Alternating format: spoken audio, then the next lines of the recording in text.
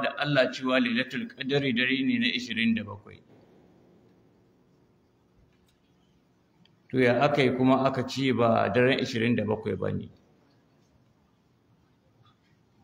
Lalle tabbas akwai sahabin da ya rantsuwa yace lailatul qadri daren 27 ne.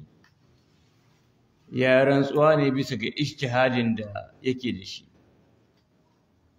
Saboda mun ji sabanin hujjojin ko wannan su ce daren 21, wannan da 3, wannan da 5, wannan da 7, wannan da 9. To mafi adalci shine a game gabaki daya,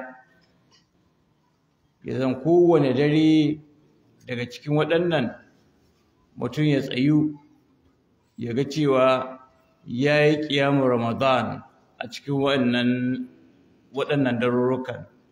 Sa'annan na biyu, idan muka mai da hankali sosai ga hujjojin da suka zo, bai da wuyar fahimtar cewa daren yana sassaɓawa ne daga shekara zuwa shekara.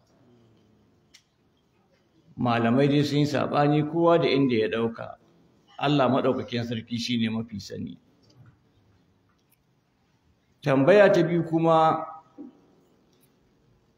ya ce wani karatu ne ya saurara cewa yin aikin gwamnati da ba ta musulunci ba, mutum ya yi aiki ƙarƙashin gwamnatin da ba ta musulunci ba, haramun ne, kafirci ne, wato gwamnatin demokaradiyya.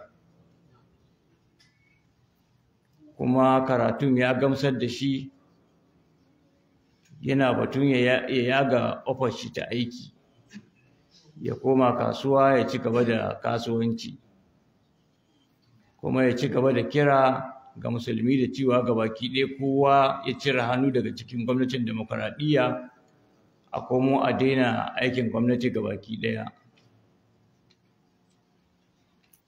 To saboda hatsarin da ke cikin wannan, dan shi ne naga cewa ya zama wajibi gare ni in karɓa wannan tambayar.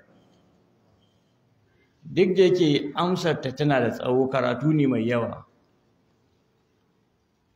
karatu ne na kwanuka, to amma zan taƙaita ansar tare da kawo hujjoji waɗanda suke gamsashi insha Allahu ta'ala.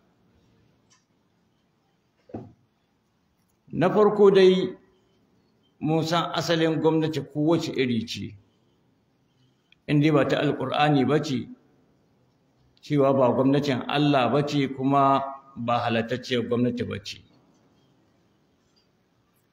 To sai dai yin aiki ƙarƙashin gwamnatin yakan saba.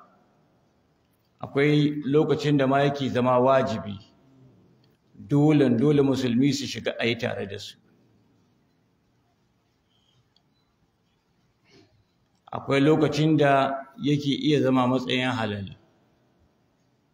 Ya halatta musulmi su shiga a yi aikin gwamnati tare